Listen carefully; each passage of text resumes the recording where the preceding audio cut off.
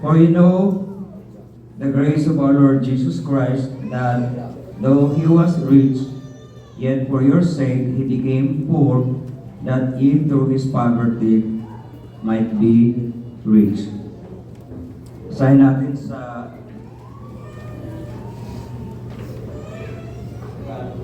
pagkasalin.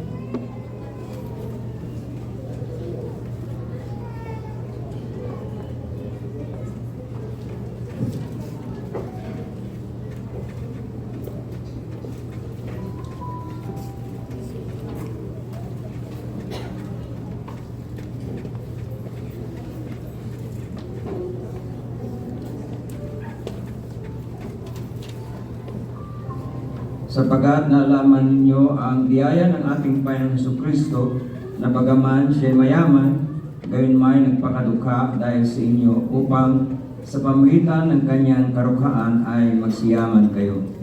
Amen.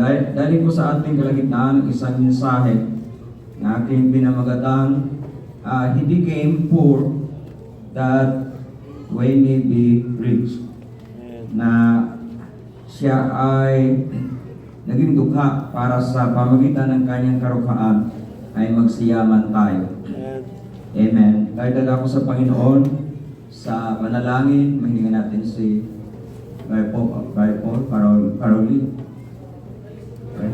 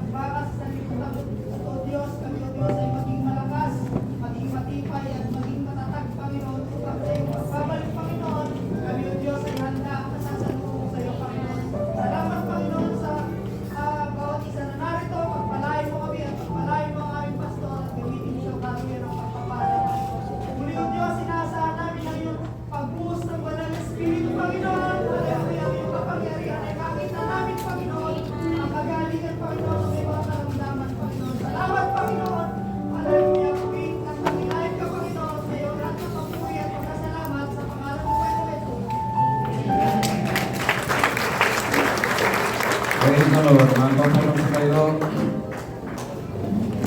Hallelujah. Kaya tayo ay nabubuhay sa antas ang estado ng ating pamumuhay. Yung iba ay mayamang-mayaman, yung iba ay mayaman, yung iba ay mahirap, yung iba ay naghihikahos. Baga sabi nga na mayroong disparity between the rich and the poor. At sabi nila na mas dumadami ang mga naghihirap, yung people who are living below the poverty line. Yung mga mayaman ay nakatira sa mansyon, yung iba ay nakatira lang sa mga homeless, nakatira sa mga kalsada. Mayaman ay pwedeng kainin ang lahat ng gustong kainin. Yung ibang mahirap ay kumakain lang ng mga pagpag.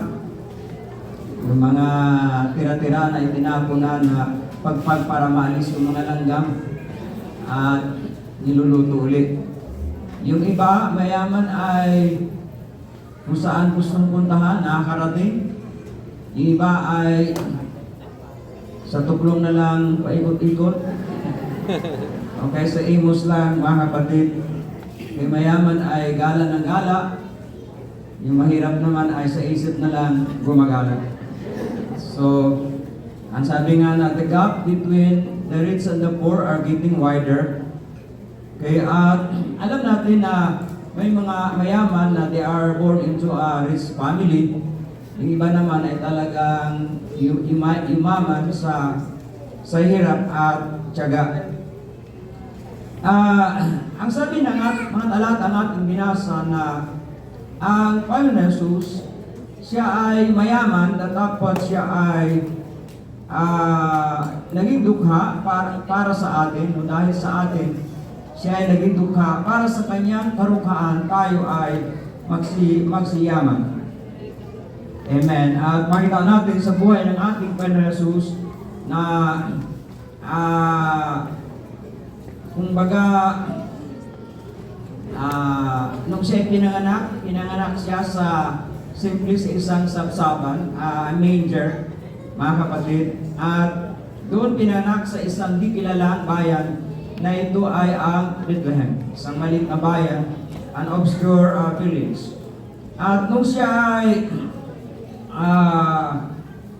siya ay lumaki, mga kapatid, alam natin na ang kanyang ama o ang kanyang stepfather simply ay isang karpentero at ang kanyang ina ay isang simply a common village girl na si Mary. At siya ay lumaki sa isang bayan na ang tawag ay Nazareth, na sa maraming mga tao ay walang lalabas doon na masabing dakila. No? Nothing good will come out of Nazareth. At noong pinanganak ang ating Panginoon Jesus, si Joseph at saka si Mary ay pumunta sa templo para maghandog ng turtle doves o kalapati. At ang handog na turtle doves ay parang offerings ng mga mahihirap sa mga walang kakayanan na mag-alay ng tupa, could not afford to offer a lamb. Then, nung ating Panginoon Jesus ay nasa kanyang earthly ministry, ang sabi niya na ang mga foxes ay may mga lungga at ang mga ibon ay may mga pugat. Pero walang isang lugar na kung saan ang anak ng tao ay kahiligan ng kanyang ulo. Na foxes have holes, birds have nests, but the Son of Man has no place to lay down his head. At sa isang bahagi ng buhay ng ating Panginoon Jesus sa Matthew chapter 17, noong kasama ang kanyang mga lagad, sila ay nasa bayan na tinatawag na Capernaum. Naroon din ang mga tax collectors o yung mga maniningil ng buwis o ng tribute. At kumbaga walang pambayad ang Panginoon Jesus at ang kanyang mga alagad ng buwis, mga kapatid. Sa verse 27 ay inutusan ng Panginoon Jesus si Pedro na pumunta doon sa dagat at ihulog ang kawil. At ang unang isdang lilitaw ay kanyang hulihin at makita niya na sa loob ng bibig nito ay mayroong isang pera. And in its mouth, there will be a piece of money na sabi ng Panginoon Jesus, ibigay niya doon sa maniningil ng buwis para sa kanya at para sa kanila. Nung ating Panginoon Jesus ay namatay, mga kapatid, ay inilibing siya sa parang hiniram lang na libingan. He was nakapag-invest ng memorial plan, mga kapatid. Kaya kung ating tingnan ang kanyang buhay ay dumanas ang Panginoon ng simpleng buhay na masabi nga na siya ay naging dukha sa pamagitan ng kanyang karukhaan, tayo ay magsiyaman. Hallelujah. Sa Philippians chapter 2 verses 6 to 8, sinabi doon na who being in the form of God thought it not robbery to be equal with God. Na bagamat siya ay nasa anyong Diyos, ay hindi niya inaring kapanangnan na ang pagiging kapantay sa Diyos. Tatapat, hinubad niya ito at kinuha ang anyo ng isang alipin at nakitulad sa mga tao. At kung siya nasumpungan sa anyong tao, ay nagpapakumbaba siya sa kanyang sarili at naging masunurin hanggang doon sa kamatayan, sa makatwid ang kamatayan sa krus. Amen. Doon sa sinabing being in the form of God, na siya ay mayroong anyong Diyos. Ang ibig sabihin ay He had the same nature and attributes of God. Kumbaga, nasa Kanya ang kalikasan ng kung ano man ang Diyos. Amen. At ang sino man mayroong anyo at kalikasan ng Diyos, siya mismo ang Diyos. Amen. Sapagkat, ang sabi ni Propetang Isaiah na, sabi sa Isaiah chapter 46 verse 5, "To whom will you liken me and make me equal and compare that we may be like?" Na kanino natin may hambing ang Diyos, kanino natin may hilintulad ang Diyos, kanino natin may paparis ang Diyos, sapagkat ang Diyos ay walang katulad. Amen. Amen. At we cannot equal God with anyone or anything, because God has no equal. He could not compare God with anyone or anything, because God is incomparable. Amen. Praise God. Kaya pag sinabi na ang Panginoon Jesus ay mayroong anong Diyos, that means that He was God Himself. Praise God, because God has no equal. Amen. At ang ating Panginoon Jesus, mga kapatid, in His deity, siya yung walang hanggang Diyos. He was the eternal God. At siya yung Diyos na hindi nagbabago, the God who is immutable. Amen. God that changed not. At ang ating Panginoon Jesus, ang siyang Diyos na ating dakilang manilikha. Kaya nga sabi sa John chapter 1 verse 1 na in the beginning was the Word, and the Word in the beginning was the Word, and the Word was with God, and the Word was God. Amen. And that sa pamagitan ng kanyang salita ang lahat ng mga bagay ay nilikha. Sa Colossians chapter 1 verse 16 and 17, sa pamagitan niyang lahat ng mga bagay ay nalikha. All things were created by Him, na nasa langit at nasa lupa. Ito man ay bagay nakikita, mga bagay na hindi nakikita. Ito man ay luklukan o kaya kapamalaan o kapangyarihan, principalities and powers. Lahat ng mga bagay ay nalalang sa pamagitan niya at para sa Kanya. Amen. And He is before all things, and in Him all things consist. Praise God. Hallelujah. And pagsabi ng mga kasulatan na hinubad niya ito,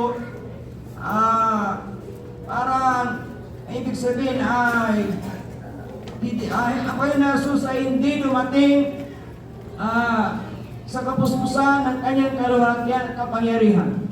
He did not come in all of His glory and power. He did not come in all of His majestic splendor. He did not come kung ano ang Diyos. Hindi siya dumating na taglay ang kalikasan o attributes kung ano ang Diyos. Praise God, hallelujah. Pero isinantabi niya ito, hinubad niya ito, mga kapatid. Praise God, He laid this aside. At siya ay nag-anyong alipin. He took upon Himself the form of a servant. Amen. At nagtulad sa mga tao. At nung siya nasumpungan bilang isang tao ay He humbled Himself. Nagpakababa siya. Hanggang doon sa kamatayan, sa makatuwid bagay, ang kamatayan sa krus. And the Word was made flesh and dwelt among us. And we beheld His glory as the glory of the only begotten Son of the Father, full of grace and truth. Amen. Nung sinabi na the Word was made flesh, ibig sabihin God tabernacled Himself in flesh. O He tented Himself in flesh. Na siya ay nag-anyong laman. Praise God. At ang sabi sa John chapter 1 verse 10, He was in the world, and the Word was made by Him, and the Word knew Him not. Praise God. Alam natin na sa Kanyang pagka-Diyos as God, ang Panginoon Kristo ay mayaman. Amen. Praise God. We could not quantify the riches of God based on currency, sapagkat siya nagmamayari ng lahat ng bagay. Amen. Hallelujah. Sabi sa Haggai chapter 2 verse 8 na ang Diyos ay nagmamayari ng na ang pilak at ang ginto ay sa Kanya. The silver is mine and the gold is mine, said the Lord of hosts. Psalms chapter 50 verse 10 at 11, mga kapatid, na ang lahat ng hayop sa parang ay sa Panginoon at lahat ng mga baka sa 1,000 burol in 1,000 hills. Verse 11, I know the fowls of the mountains and the wild beasts of the field are mine. Psalms 24, I think verse 1, nagsasabi na the earth is the Lord's and the fullness thereof. Amen. Ang langit ay ang lupa ay sa Panginoon at lahat ng mga nasa lupa, everything therein. Ang salibutan at lahat ng nanahan sa salibutan ay sa Panginoon. Amen. Praise God. Yan ba na nakasulatan din ay nagsasabi na ang Diyos ay mayaman sa espiritu ng mga bagay, na ang Diyos ay mayaman sa kahabagan. The God is rich in mercy. Ang kahabagan ng Panginoon ay bago bawat umaga. Amen. And His compassions fail not. Ang kagandahang loob ng Panginoon ay nagpapatuloy. Amen. Ang Diyos ay sagana sa pag-ibig. At kung siya ay nagpapatawad sa mga dumadako sa kanya sa pagsisisi, siya ay nagpapatawad ng may kasaganaan. Amen. And the Bible speaks of God is rich in grace. Ang Diyos ay mayaman sa biyaya. Nasabi sa Ephesians chapter 1 verse 7, na sa Kanya, minig sa Panginoon na Jesus, tayo nagkaroon ng katubusan sa pamagitan ng Kanyang dugo at kapatawaran ng ating mga kasalanan ayon sa kayamanan ng Kanyang biyaya. Praise God. And God is able to make all grace abound toward us always, having all sufficiency in all things. Amen. Na kaya ng Panginoon na pasaganahin ang lahat ng biyaya sa bawat isa sa atin upang tayo magkaroon ng kasapatan sa lahat ng bagay. Amen. At ang tao, mga kapatid, ay nagpapatuloy na nagpapakasama. Pero sabi ng mga kasulatan, where sin abounded, the grace of God abounded more and more, much more abounded. Kung saan sumasagana ang kasalanan, ang biyaya ng Panginoon ay mas lalo pang sumagana. Amen. Kita natin ang sabi ng mga kasulatan na ang biyaya ng Panginoon ay sapat para sa atin, sa ating mga kahinaan, sa ating mga karamdaman, sa ating mga pagkukulang. Amen. The grace of God is sufficient. Praise the Lord. The grace of God is being referred to us, the manifold grace of God. Maraming klase o various anumang pangailangan natin, anumang pagsubok, anumang tukso. Amen. Naroon ang biyaya ng Panginoon na to meet our needs. The exceeding riches of His grace. Praise God. Na masumpungan natin sa ating Panginoon Kristo. Ang biyaya ng Panginoon, mga kapatid, na naghahatid ng kaligtasan ay napahayag sa lahat ng mga tao. That the grace of God that bringeth salvation and appeared unto all men. Praise God. Na ito ay nagtuturo na ang ibig sabihin na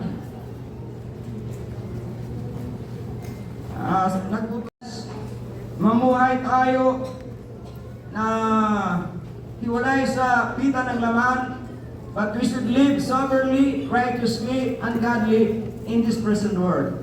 Ang biyaya rin ng Panginoon ang magbibigay sa atin ng kakayanan paano layuan ang mga bagay na di matuwid at ang mga pita ng laman, na tayo mamuhay na nasa katinuan at nasa katwiran at makadiyos sa pagkasalukuyan sa libutan. Amen. Praise God. Hallelujah. Sabi sa 1 Corinthians chapter 15 verse 3, that Jesus came, amen, to die for our sins according to the scriptures. Na Panginoon Jesus ay dumating para mamatay para sa ating mga kasalanan ayon sa banal na kasulatan. Na ang Panginoon Jesus, mga kapatid, ay hindi niya kinuha. Nung siya dumating, hindi niya kinuha ang anyo ng tulad sa mga anghel. na ang mga anak, children na mayroong laman at dugo, ay kinuha niya rin ang ganoong kalikasan. He partook of the same. He came in flesh and blood para dadanas ng kamatayan sa dahilan sa pamagitan ng kanyang kamatayan ay kanyang gatin yaong mayroong kapangyarihan ng kamatayan sa makatuwid bagay ang diablo. Amen. Praise God. Ang sabi ng mga kasulatan sa 2 Corinthians chapter 5 verse 21, He hath made Him to be sin for us, who knew no sin, that we might be made the righteousness of God. Amen. Na siya ay naging kasalanan para sa atin na hindi siya nagkasala. Na siya'y taong sakta na hindi natin masumpungan ni anumang bahid ng masama ang kanyang bibig. Praise God. But He became sin for us upang tayo maging katwiran ng Diyos. Amen. That we be made the righteousness of God. Amen. Ang Panginoon Jesus ay naparito upang tayo ay hanguin mula sa ating mga kasalanan at dalhin doon sa kanyang kaharian. Amen. That we'll be able to sit in the heavenly places in Jesus Christ. Ang Panginoon ay naparito upang tayo ay kunin ng Panginoon mula sa kadiliman tungo sa kanyang kagilagilalas na kaliwanagan. Ang Panginoon ay naparito, mga kapatid, upang tayo ay kunin mula sa ating mga pagkalipin at bigyan tayo ng kakayahan sa ating Panginoon Kristo, that He will set us free from bondage and bring us into glorious liberty. Amen. Kaya bagamat siya ay mayaman na dapat dahil sa atin, siya ay naging dukha upang sa pamagitan ng kanyang kanukahan tayo ay magsiyaman. Amen. Praise God. Hallelujah.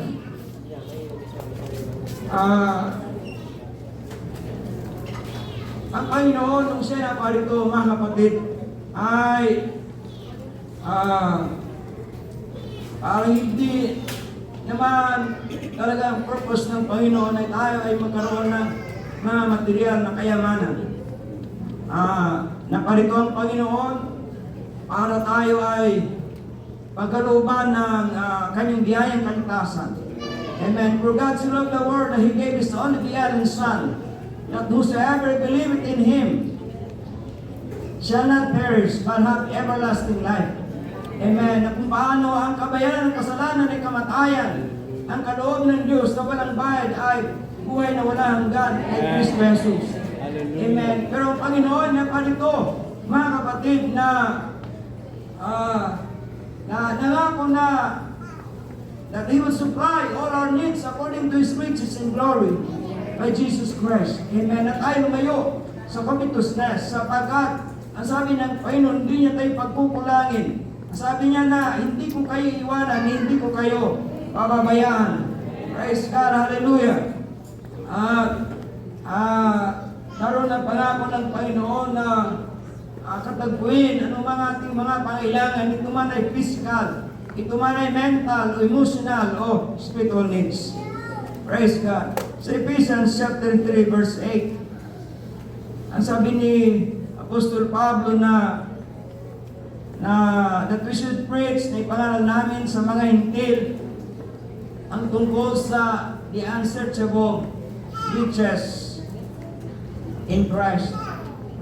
Parang unsearchable, mga kapatid. Ito ay para bang hindi kayang tuklasin sa pamitan ng taong karunungan at makataong kakayanan. The unsearchable riches in Christ. At ito ay mga spiritual na in heavenly places in Christ. Praise God. Ang Diyos ay mayaman sa kabutihan. Praise God. At siya ay mayaman sa karunungan at kaalaman. Sa Kanya ay nakatago ang lahat ng kayamanan ng karunungan at kaalaman. At ang Diyos, ang ating Panginoon Jesus ay mayaman sa kaluwalhatian, rich in glory of His inheritance for the saints. Amen. Na nung sina pa rito, dumanas ng karapaan para tayo magsiyaman. Ang pangako ng Panginoon ay spiritual blessings and spiritual riches that we can have in Christ. Amen. Unat higit sa lahat ay ang biyayang kaligtasan ng Panginoon. Praise God na iba yung biyaya ang naghatid ng kaligtasan. So, lagi natin nababanggit na ang kaligtasan ay pagkaloob sa atin ng Panginoon ng kapangyarihan na that we will overcome sin at di natin tagapin ang effects o bayad na kasalanan na ito ay kamatayan. Being set free from the power of sin and from the effects of sin. Ang kayamanan na maranasan ang biyayang kapatawaran na ating Panginoon Jesus sa ating mga kasalanan. Na ating mga kasalanan ay nilayo sa atin ng Panginoon kasi may nasilangan ng kanluran. At inaabot niya sa kalaliman ng karagatan, di na niya alalahanin pangmuli. Praise God. At ang kayamanan na binigyan tayo ng Panginoon ng privilege na tayo ay kanyang magiging mga anak. Amen. That God has given us the spirit of adoption. We are being adopted into God's family. Ang banal na espiritu natin natanggap ay hindi espiritu ng pag-alipin sa katakot, kundi espiritu ng pagkukutkot. Kung saan tayo ay mayroon karapatan, tawagin siya, Aba Ama. Praise God. Ang pagpapala, ang blessing ng indwelling presence ng Panginoon sa ating mga buhay. Praise God. Amen. We have been blessed with so much spiritual blessings that we find in the Lord Jesus Christ. Amen. Sa ating pag-ipognay sa Panginoon, naroon yung pagpapala ng kanyang mga salita. The blessings of the Word of God na siyang ilaw sa ating mga landas at gabay natin sa ating mga paglakad sa pagsunod sa Panginoon. Amen. At kung tagapin natin na mayroong kamuhan ang salita ng Diyos, ito ang magliligtas ng ating mga kaluluwa. Amen. The blessings of the power of the name of Jesus Christ. Amen. Tanggap natin ang kapayagan o the power of the name na doon lamang natin masumpungan ng biyayang kaligtasan. Praise God. There is no salvation than any other, sapagat wala ng ibang pangalan na binigay sa sulong ng langit sa mga tao na sukat natin kaligtas. Amen. Naroon yung pagpapala ng pagtugon ng Panginoon sa ating mga pananalangin sa pamagitan ng pangalan ng Panginoon Jesus. In my name, whatsoever we shall ask ay ating matanggap ang ating mga hiniling. Whatsoever you shall ask in my name, that will I do. Praise God. There's power in the name over the enemy, over devil forces. In my name, these are cast out devils. Praise God. Hallelujah. Yung indwelling presence ng banal na Espiritu sa ating mga buhay.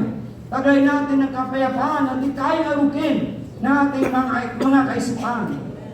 Isang kapayapaan na di kaya ibigay ng sangibutan, hindi kaya kunin ng sangibutan.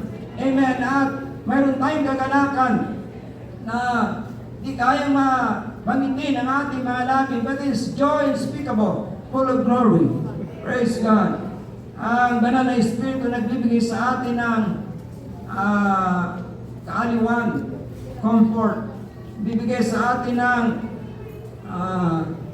pagtuturo. Gabay natin mga kapatid. Praise God. Ang pag-asa ng buhay na walang hanggan. Amen. Sa pamagitan ng pagparito ng Panginoon, dumanas siya ng karukaan upang tayo ay magsiyaman sa spiritual na mga bagay. Praise God. To know God in a personal way is a great privilege, mga kapatid. And that we'll have a personal knowledge of who God is and what God is like. At tayo ko nababanggit na there's no other greater knowledge than our knowledge of God. Amen. At sa paglilingkod natin sa Panginoon, ay nangakong Panginoon ng pag-asa ng buhay na walang hanggan. Amen. we have been enriched with so much spiritual blessings. Amen. Na ang ating mga kaisipan ay binigyan ng Panginoon ng kaliwanagan. Our understanding is enriched with glorious light. Nagkaroon tayo ng mga bagay sa kanyang mga katotohanan. Amen. Ang ating conscience, budhi, mga kapatid, ay pinagpala ng Panginoon that we have to respond positively with the conviction of the Holy Spirit. Amen. Na tayo dadako sa presensya ng Panginoon. Amen. Para tanggapin ang kanyang alok ng biyayang kapatawaran. Amen. Ang ating kalooban is being guided with godly intentions and our desires and resolution in order for it to align with the will of God. Ang ating affliction, mga kapatid, ay binigyan ng Panginoon na pag-ibig na sakay nagmula. Na maaari nating maibig ang Panginoon ng kabuhan at kakayanan na ibigin ng kapwa tulad ng pag-ibig natin sa ating mga sarili. Amen. At ang ating mga affliction ay ginagabay ng Panginoon na ito'y lagi nakatuon sa taas at hindi sa mga bagay sa libutan. Praise God. The riches of Christ is inexhaustible. Amen. Hindi naubos. And the riches of Jesus Christ, sabi nga, is something that would satisfy the longing of our hearts and our soul, and it is permanent and lasting. Amen. Praise God. Ayon sa kasaysayan, the richest person who ever lived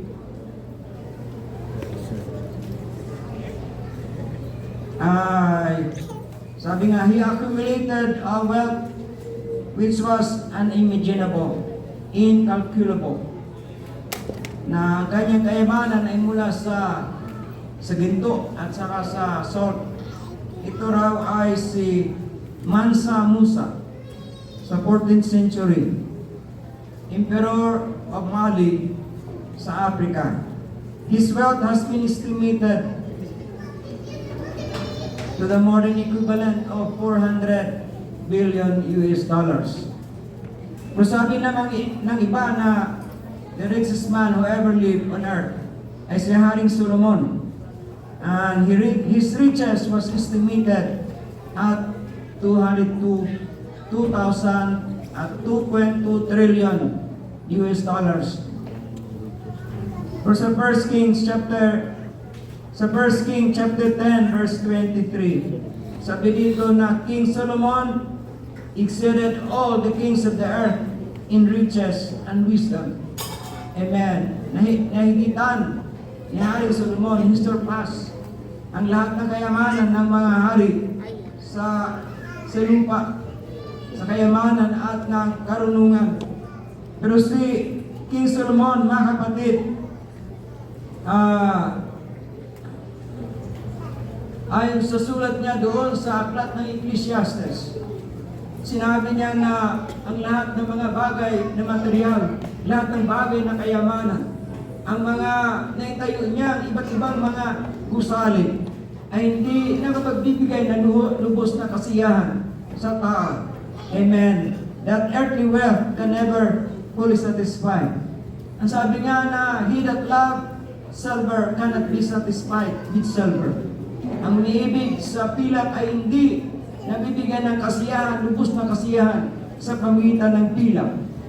Sapagat he that accumulated more wealth would want to have more and more. Pero sabi ni Haring David na ang kayamanan, it can easily be swept away sa pamitan ng parang it can be swept away by the wind. At minsan kaagad nawawala and a person or a man who had great riches, pag ito ay biglang nawala, he will be back to where he began, with nothing. Sapagat alam natin ang bawat isa ay dumating sa mundong ito na walang dala ni anuman. Amen. Ay mayroong pagkain, mayroong tayong kasuotan, dapat doon at ay masiyahan. Right. Praise God. Therewith we will be content.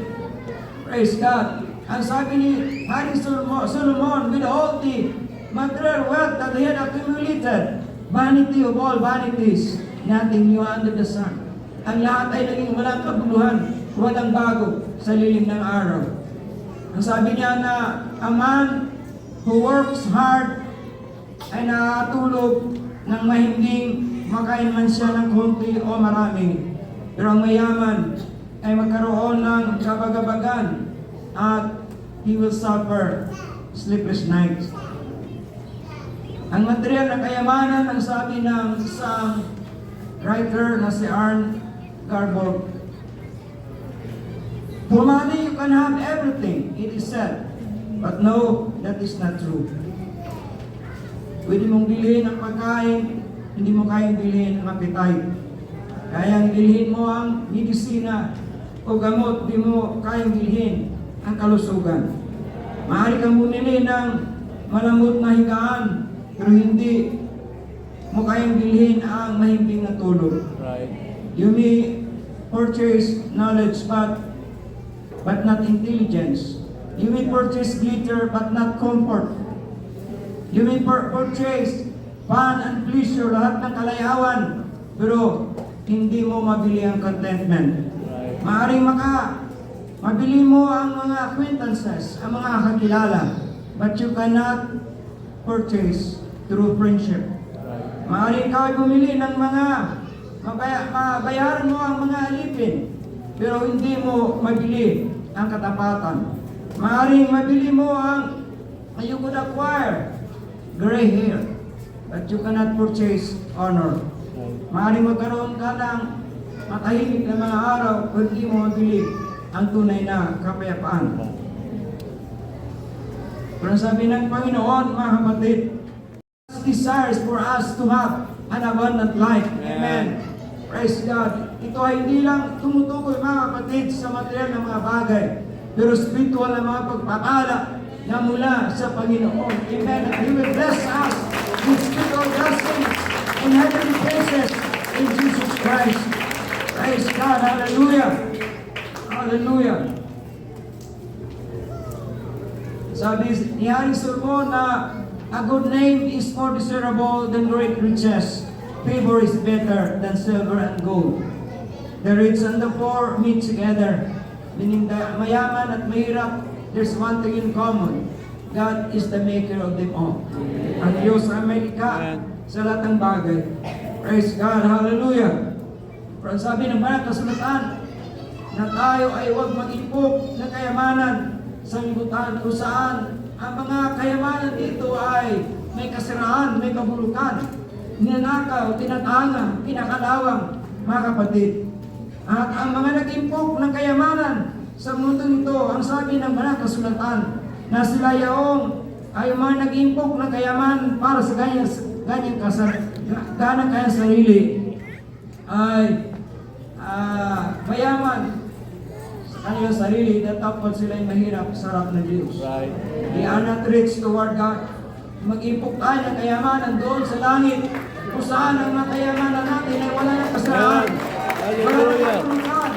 Doon ay walang maratano o mga magnanakaw o mga nimpok natin ay hindi na kakalawangin.